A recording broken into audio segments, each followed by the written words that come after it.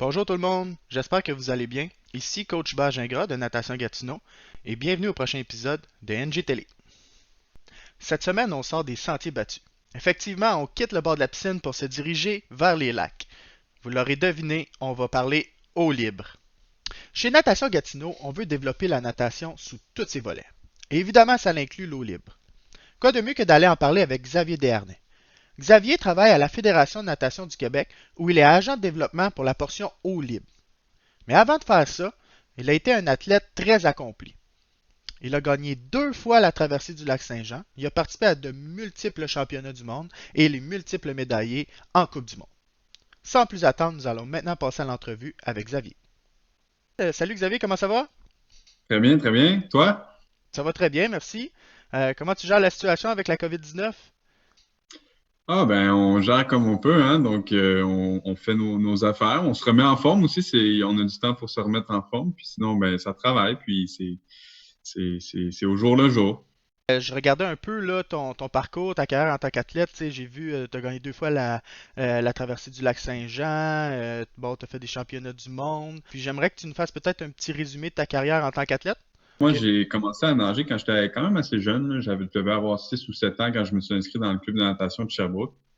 J'ai eu un cheminement assez typique en piscine. Donc, tu sais, j'ai eu mes plus petits standards. Ensuite, c'était les P1, les P2, qui est l'équivalent des 2A, 3A maintenant.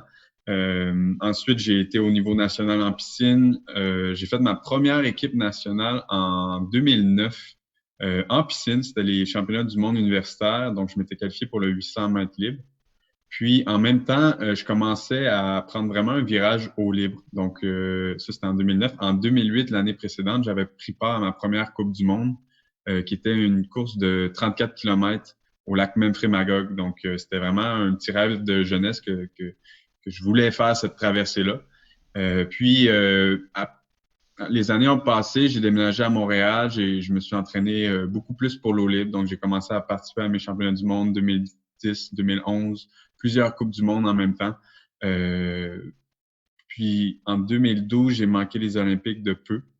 Mais c'était pas trop grave. J'étais jeune, je me suis dit que j'y retournerais en 2016. 2014, j'ai gagné la traversée du lac Saint-Jean pour la première fois. 2015, la deuxième. 2016, j'ai manqué encore les Olympiques, mais moins serré que la première fois. Puis, j'ai terminé ma carrière en 2018, là, vraiment avec quelques Coupes du Monde, puis des courses à travers le monde. Évidemment, tu as vécu beaucoup d'expériences, j'imagine. Puis j'aimerais savoir, est-ce qu'il y en a une en particulier là, qui t'a marqué un peu plus? Il y en a eu plusieurs, puis pour différentes raisons, je te dirais, la plus évidente, c'est vraiment ma victoire au Lac-Saint-Jean. Vraiment de gagner une Coupe du Monde devant famille et amis, qui est un petit peu la Coupe du Monde du circuit. Le Lac-Saint-Jean, c'est vraiment celle qui a le plus de renommée. Ça a déjà été considéré comme une des 3 épreuves sportives les plus difficiles au monde. Donc, le sentiment d'accomplissement que j'ai eu en finissant cette course-là, puis plus précisément en 2015 quand j'ai gagné tout seul, parce qu'en 2014, c'était une victoire ex aequo. Ben, j'ai vraiment pu pleinement en profiter. Puis je vais toujours me rappeler des quelques instants après la course où est-ce que j'ai pris ma copine, mes parents dans mes bras. Puis ça a été très spécial pour moi. En quoi est-ce que la natation en eau libre est différente de la piscine? Il y a beaucoup de différences. Tu sais, tous les deux s'appellent natation, mais enlève les câbles, enlève les murs, euh, tu nages plus tout seul, tu nages avec d'autres personnes. Donc, c'est pas ta course à toi. Ça change complètement la stratégie. Donc, oui, tu peux être en super forme physique, mais c'est pas nécessairement le plus vite qui va gagner ou c'est pas nécessairement celui qui a le plus d'endurance qui va gagner. Il y a toutes les facettes vont s'intercroiser, puis celui qui va être capable de mieux gérer son énergie, celui qui va avoir le plus de vitesse à la fin, celui qui va le mieux gérer son endurance, celui qui va avoir la meilleure stratégie, celui qui va prendre les bonnes décisions, c'est lui qui va remporter la course. Oui, c'est sûr que si tu as un Michael Phelps de l'eau libre, il part avec un avantage, mais les autres à côté, ils ont quand même une chance de le battre si lui gère pas bien sa course. Donc, contrairement à la piscine, tu as les autres qui entrent en jeu. Donc, t'es pas tout seul, t'es pas dans ton couloir, tu fais pas juste penser à tes choses. Tu peux recevoir un coup de coude, tu peux voir quelqu'un partir, tu peux recevoir un coup de pied. Tu peux décider de drafter quelqu'un, ce que tu peux pas faire en piscine, donc économiser de l'énergie. Mhm. Ça, c'est vraiment, je crois, le principal différence. Puis ensuite, c'est l'aspect stratégie. Stratégie, est tellement importante que, on le voit un peu dans un 1500, tu commences à avoir un peu de stratégie parce que tu peux pas aller à fond pendant 15 minutes. Mais pendant un 10 km, pendant un 30 km, si tu n'as pas de stratégie, si tu pars à fond, ben après 1 ou 2 kilomètres, tu n'auras plus de gaz, puis il t'en reste une coupe d'autres après. Là. Donc, je te dirais que c'est pas mal les deux principales différences. Euh, Mis à part vraiment le obvious, là, comme les câbles, l'eau, les Mhm. animaux marins, Ouais. la faune, la flore, etc. Excellent. Puis, tiens, on va y aller un petit peu plus spécifique. Tiens, dans ton cas à toi, c'était quoi, par exemple, ta stratégie que tu avais dans les longues distances comme ça? C'est sûr que moi, j'avais moins de vitesse que le reste des nages. Ben, c'est pas moi qui avais la meilleure vitesse vraiment sur le circuit. Donc, je connaissais mes forces. Moi, c'était une très grande endurance. J'étais aussi capable de prendre des décisions rapidement, de prendre les bonnes décisions rapidement. Puis, j'étais capable de très bien gérer mon énergie. Ça, c'était vraiment ma plus grande force. Puis, pour un peu imager ça, ben, si quelqu'un partait très rapidement, j'étais capable de le suivre, mais pas s'il partait pendant 2 ou 3 kilomètres. Tu sais, j'avais pas la vitesse, le 1500 assez rapide pour ça, sauf que j'étais capable de pousser puis de le rattraper ou de laisser quelqu'un aller le rattraper puis moi de m'accrocher à lui. Donc, quand même, d'essayer de différentes stratégies pour ne pas avoir à sprinter aussi longtemps que le premier voulait sprinter. Excellent. Puis, quel a été un des plus gros défis auxquels tu as dû faire face dans ta carrière? J'en ai plusieurs. Tu sais, j'ai une carrière qui a eu beaucoup de hauts, beaucoup de bas. Mhm. Quand j'étais encore très jeune, j'ai eu 4 opérations au genou. OK. J'ai eu 4 opérations au genou en 2004 puis 2006. Pendant ce temps-là, j'ai gagné les Jeux du Québec. Donc, tu sais, c'était vraiment de partir d'une chambre d'hôpital jusque sur la plus haute marche aux Jeux du Québec. Pour moi, c'est le premier obstacle que je passais vraiment, que je passais par-dessus. J'en parle beaucoup dans ma conférence d'ailleurs, c'est toujours nager plus loin de tous ces obstacles-là que j'ai eu à surmonter pour nager plus loin, puis éventuellement me rendre en eau libre, puis de partir d'un 5 km jusqu'à un 10, puis finalement un 30, puis un 50. Puis euh, ça a été une carrière, comme je disais, haute, avec des hauts et des bas. Mes opérations, j'ai eu une opération en 2018. Ouais, je pense qu'on va y aller avec celui-là. Là. Mon plus gros défi, ma dernière année de nage, j'avais décidé que ça serait 2017-2018. Donc, j'ai commencé à m'entraîner un peu plus tard parce que ça m'a pris du temps à est-ce que je continue, est-ce que je continue pas. Mhm. Puis finalement, ben, je m'y suis remis, puis vraiment les bouchées doubles. Puis en février 2018, je me suis cassé l'épaule en me laissant suspendre sur une barre à chin-up. Donc, OK. c'était pas mon meilleur jour. Puis ça a pris du temps avec les médecins déterminent ce que j'avais. Puis finalement, rendu en avril, je me suis fait opérer. Puis moi, ben, mon but, c'était la traversée du lac Saint-Jean fin juillet. Donc, il Mhm. me restait à peine 4 mois pour me faire opérer, revenir de mon opération, revenir en forme, puis devenir un des meilleurs au monde. Donc, dans ces 4 mois-là, j'ai vraiment, vraiment bûché, puis arrivé à la traversée du lac Saint-Jean fin juillet, j'ai terminé deuxième à 0,7 secondes du premier. Ça a Félicitations. été pas mal ça. Merci, merci. Mais écoute, bon, tu travailles à la Fédération de natation du Québec. Tu Oui. représentes le volet eau libre. En quoi consiste un peu ton rôle à la Fédération? Euh, Quand j'ai vu que Cynthia, qui était en charge de l'eau libre, prenait une année sabbatique, ben pas une année sabbatique, excuse-moi, elle allait en congé de maternité. Mhm. Moi, je savais que je terminais ma carrière, donc j'ai approché Isabelle, je lui ai dit, est-ce que tu me verrais dans ce poste-là? Puis Isabelle, je crois qu'elle a vu le potentiel que j'avais, puis elle m'a donné une chance. Puis ce que j'ai à faire avec l'eau libre, c'est que on a une longue histoire d'eau libre au Québec, mais ça n'a jamais été vraiment, il n'y a jamais eu de guide pour l'eau libre, de règlement, de si, oui, il y a des règlements, mais de structure autour de l'eau libre au Québec. Puis un de mes mandats, ça a vraiment été de faire ça, étant donné que j'avais pas à m'occuper des autres tâches de Cynthia, donc tout ce qui est compétition en piscine. Je pouvais vraiment me concentrer sur l'eau libre. Donc la première année, ça a été de faire un guide technique en eau libre, de revoir en fait, pas de revoir c'est les lignes directrices, de donner des formulaires, d'aider les officiels, d'aider les entraîneurs. Puis, c'est sûr que avec l'expérience que j'avais aussi, tu sais, j'ai fait des compétitions à travers le monde. J'ai vu des organisations des bien organisées et mal organisées. Je sais un peu c'est quoi une bonne organisation. Donc, avec Isabelle, avec Cynthia, depuis qu'elle est revenue aussi, on s'assure de vraiment mettre des belles bases, des belles assises pour les prochaines saisons d'Olib à venir. Donc, ça a été de développer ça, puis aussi de développer des projets pour le futur. Donc, qu'est-ce qu'on peut faire pour rendre l'Olib plus populaire? Tu sais, c'est sûr que on peut juste en faire en juin, juillet, à août. Maintenant, avec les wetsuits, on peut peut-être rentrer en septembre, peut-être en mai pour les plus courageux. Mhm. Mais c'est sûr que c'est de comment est-ce qu'on peut rendre l'eau libre plus accessible, plus le fun, plus tentant pour les jeunes nageurs. Parce que moi, j'ai réussi à percer dans le niveau de la natation grâce à l'eau libre. Puis je le souhaite à n'importe qui. Mhm. D'après toi, quels sont un peu les enjeux auxquels la natation en eau libre fait face au Québec? Ben, je pense c'est sûr que ça l'aide pas que les calendriers s'intercroisent. Mhm. Puis c'est pas une question de choix, c'est comme ça. T'as tous les championnats qui sont en juillet, puis t'as la saison d'eau libre normalement qui commence en juillet. L'eau libre, on pourrait pas la mettre pendant la saison morte parce qu'il y a de la glace puis on peut pas nager Effectivement. en eau libre.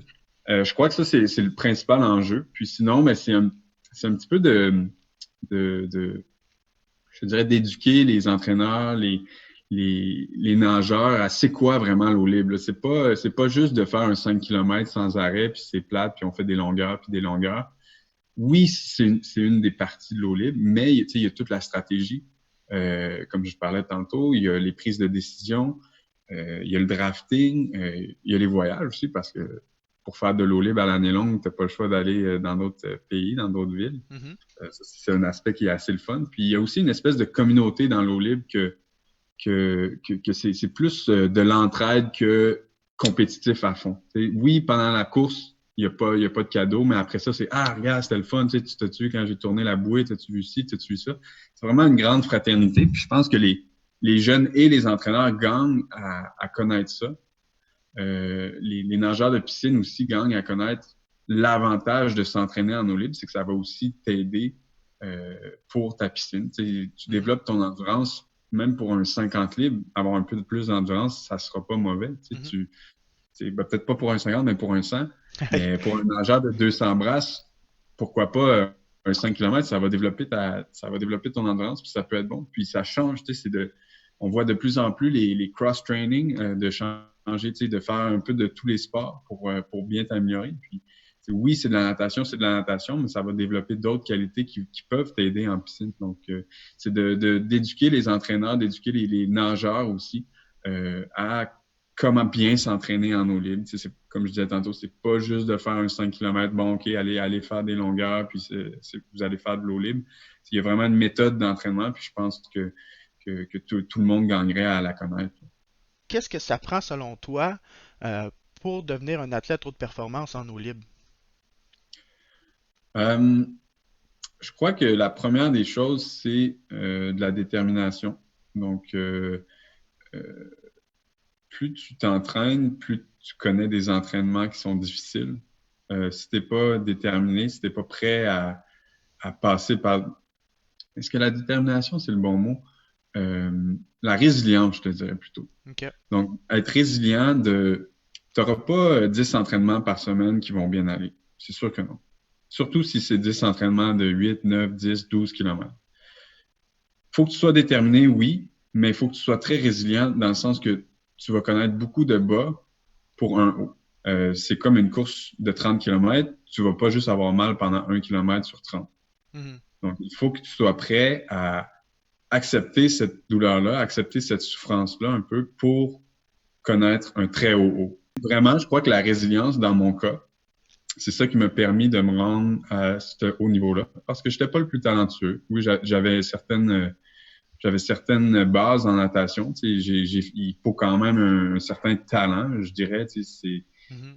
Faut pas se mettre la tête dans le sable, mais Tu sais, avec une certaine base en piscine, je crois que c'est facile d'aller après ça en eau libre, puis d'être résilient, puis de dire genre, OK, ça a mal été là, ça l'a fait mal, ça l'a fait ci, puis là, pouf, t'as une bonne performance. Puis après, tu développes tes autres qualités, donc Mhm. stratégie. Tu sais. Qu'est-ce que tu peux faire pour améliorer ta stratégie, penser plus rapidement, étudier les autres nageurs. Tu sais, ah, ce nageur-là, il est plus rapide. Donc, tout le reste, vraiment, je crois que ça s'apprend. Puis c'est important d'y aller tranquillement, d'y aller lentement, parce que tout ça, c'est de l'expérience qui prend du temps à acquérir. Puis, contrairement à la piscine, tu sais, tu peux faire un 100 mètres libre à 16 ans comme Penny Oleksiak, sortir quelque chose de ton chapeau, mais en eau libre, tu sais, faut que tu apprennes. Je me rappelle de Grant Hackett, qui était un des meilleurs nageurs de 1500 dans les années 2000. Il a essayé de se qualifier pour le 10 km à Beijing en 2008, puis il s'est pas qualifié. Puis c'était lui le plus rapide au monde. Puis Mhm. c'est que même si lui c'était le meilleur nageur de 1500, il a fait sa première course à la qualification, puis ben, il s'est fait battre parce qu'il avait pas l'expérience, il a mal géré sa course, il a mal fait ci. Donc, je crois que pour en revenir à ta question, là, la résilience de s'améliorer, la résilience de toujours aller plus loin, c'est ça qui est le plus important pour être un bon nageur d'eau libre. Je serais curieux de savoir, c'est quoi, est-ce qu'il y a des épreuves de natation en eau libre qui existent dans le coin de Gatineau, Ottawa? Est-ce que c'est quoi les beaux lacs? Est-ce qu'il y a des camps d'eau libre? On Je trouve n'en que a ça serait pas le fun. beaucoup. C'est un travail qu'on a à faire puis qu'on veut faire en fait à Natation Gatineau parce que on a vraiment des beaux bassins pour Mhm. s'entraîner, ça c'est sûr. On a un lac là, qui s'appelle le lac Meach Oui. qui est vraiment super beau. Il n'y a pas de bateau qui peut aller dessus. Alors, c'est un beau lac pour aller faire de l'eau libre. Mais entre autres, comme ce qu'il y a comme épreuve, il y a la traversée Bushtuka. C'est OK. pas une super longue course, là. T'as le choix entre un 2 ou un 5 km. Mhm. C'est une traversée entre Gatineau et Ottawa. Sinon, il parle de ramener des compétitions en eau libre au lac Simon, ce Oui. que je trouve qui serait très intéressant. On a beaucoup de courses au Québec, puis tu sais, ça fait 2 ans que je suis à la fédération, puis que j'essaie de peut-être mettre des courses un peu partout. Gatineau, Ottawa, c'est une super belle population. Il y a le lac du Mont-Tremblant aussi, qui est une nouvelle course. Mhm, Je pense qu'on a la chance d'avoir des compétitions internationales au lac Saint-Jean, puis au lac Mégantic, puis d'apporter les jeunes là-bas, de leur montrer c'est quoi quand t'as les nageurs qui rentrent après 32 kilomètres de nage, qui touchent la plaque, puis que t'as 10 000 personnes qui les acclament. Souvent, ça peut être vraiment impressionnant. Puis moi, en fait, mon amour pour l'eau libre vient du fait que j'habitais à côté de Magog. Puis j'allais voir la traversée du lac Memphremagog. Puis c'est ça qui m'a vraiment dit, ah, un jour, moi, j'aimerais ça faire ça. mhm. Puis je pense que de moins en moins, les jeunes nageurs des clubs ont accès à ça. Tu sais, ils ont pas ah, OK, la saison finit début juillet, puis bon, ben, on pense plus à la natation jusqu'à septembre. Donc, moi, j'encourage beaucoup les clubs. Puis c'est sûr que Gatineau, c'est un peu loin, mais à aller dans ces compétitions-là, à aller dans les grosses compétitions, dans les petites compétitions, on en a tellement. Puis peu importe la distance. Oui, c'est impressionnant, un 32 km, c'est impressionnant à regarder. Mais tu sais, de traverser, c'était comment t'as appelé la traversée dans votre coin qui était pas très C'est longue? la Bushtuka, ouais. Bouche to Cap. Donc, tu sais, une traversée comme ça qui peut être un peu plus symbolique dans ta région, c'est toujours plaisant à faire, que ce soit 1 kilomètre, 2 kilomètres, 400 mètres. Euh, tu sais, moi, cet été, j'ai traversé le fleuve Saint-Laurent Mhm, personnellement, tu sais, encadré avec un sauveteur qui m'a suivi, puis un coéquipier. Donc, on a essayé de faire ça vraiment le plus sécuritairement possible. Puis moi, c'était vraiment un petit rêve de juste traverser le fleuve Saint-Laurent à la hauteur de Montréal pour voir est-ce que j'étais capable. Parce que tous mes amis, ils me disaient, ah, toi, tu serais-tu capable de traverser le fleuve Saint-Laurent? Puis, selon moi, oui. C'est des distances que j'ai déjà faites. Puis finalement, je l'ai fait. Puis il y a eu beaucoup de défis. C'était pas facile, mais euh, pour moi, c'était symbolique. Même si c'était juste un 5 km, ben, pour moi, c'était une traversée qui était vraiment, vraiment le fun. Puis des fois, c'est dans ce genre de traversée-là ou ce genre d'épreuve-là qu'on trouve le plaisir à faire de l'eau libre, que c'est pas nécessairement de faire la plus longue distance possible, mais c'est de faire une distance qui est symbolique. Je pense que ça, c'est une autre chose que tous les nageurs ont vraiment gagnent à connaître. Qu'est-ce que le futur réserve pour toi, Xavier? Le futur, et ben là, c'est sûr qu'on ne sait pas trop ce qui va se passer dans les prochains mois, présentement avec le COVID-19. Mais moi, j'aime encore beaucoup nager. Hein. Avant que les piscines ferment, j'y allais régulièrement. J'avais même le projet d'aller traverser la Manche. Mhm. Donc, c'est quelque chose que j'aimerais faire peut-être l'année prochaine, pas OK. cet automne, comme préalablement prévu. Mais j'aimerais continuer, moi, à me donner des défis comme ça, que ce soit la Manche, qui est un peu comme l'Everest de la natation. Il y a quelques traversées un peu à travers le monde aussi qui me font de l'œil. Ça me tente beaucoup de poursuivre ma passion pour la natation de cette façon-là, puis de toujours repousser un peu mes limites, puis de voir ce que je suis capable de faire. Parce que c'est très différent, hein, une épreuve de natation en eau libre, ou est-ce que c'est un défi que c'est toi contre l'océan, le canal, la rivière, le lac, ou c'est toi contre d'autres personnes, puis c'est le premier qui finit. C'est très, très, très différent. La game est pas pareille du tout. Donc, j'essaie de découvrir un peu ce monde-là. Mais on va voir ce qui va arriver avec les recommandations un peu mondiales là, de est-ce qu'on peut sortir, est-ce qu'on peut voyager. Oui. Mais écoute, t'as piqué un peu ma curiosité. Ouais. La Manche, ça consiste à quoi, ça, cette traversée-là? Traverser de la Manche, c'est un peu, si on fait un petit cours d'histoire, c'est une des premières grosses épreuves qui s'est faite depuis l'Everest. C'est l'Everest, les gens commençaient à le monter, puis c'était quelque chose, personne ne réussissait à le faire. Puis en 1876, il y a un Britannique qui a réussi à traverser la Manche à la nage. Puis personne croyait que ça aurait été possible. Tu sais, personne n'avait jamais essayé, personne, je pense que ça lui a pris 20 quelques heures. Puis finalement, lui a été le seul à le faire. Puis donc les autres nageurs, les autres personnes ont essayé de le refaire. Puis il y a personne qui l'a fait, je crois, avant 1911 ou peut-être même plus. Donc, ça a pris quasiment 40 ans avant que quelqu'un d'autre réussisse à traverser la Manche. Puis, c'était pas faute d'essayer. Là. Chaque année, il y avait des irréductibles qui essayaient vraiment de traverser la Manche. Puis, c'est un étendue d'eau entre l'Angleterre puis la France Mhm. qui est très, très, très passante maintenant en bateau. C'est, je crois, probablement un des canals les plus passants au monde. Puis, au point le plus court où est-ce que les gens traversent, c'est à peu près 34 kilomètres. OK. L'épreuve, par exemple, est plus dure que juste un simple 34 km parce que l'eau est froide. Donc là, on se rapproche un petit peu d'une espèce de traversée du lac Saint-Jean. Mais il y a aussi beaucoup, beaucoup de courants. Donc, oui, tu Mhm. pars pour 34 km, mais souvent, en déviant un peu, ben, tu fais plus que 34 km. Puis au cours des années, c'est sûr que là, ça l'a débloqué. Il y a beaucoup de gens qui ont réussi à la traverser. Mais il y a quelqu'un qui vient de faire 2 fois l'aller-retour. Donc, 34, 34, 34, 34. Puis ça, c'est la première personne au monde à avoir réussi ça. Donc, c'est vraiment comme le berceau de l'eau libre, c'est le canal, le English Channel. Merci beaucoup. Je te souhaite une super bonne journée. Salut, Mac! Salut, au revoir. Et voilà tout le monde, c'est tout pour aujourd'hui. Merci d'être resté jusqu'à la fin. L'eau libre est définitivement une belle option pour profiter du soleil estival. Cependant, je vous invite à faire preuve de prudence et de vous informer sur les différentes mesures de sécurité nécessaires à la pratique de la natation en eau libre.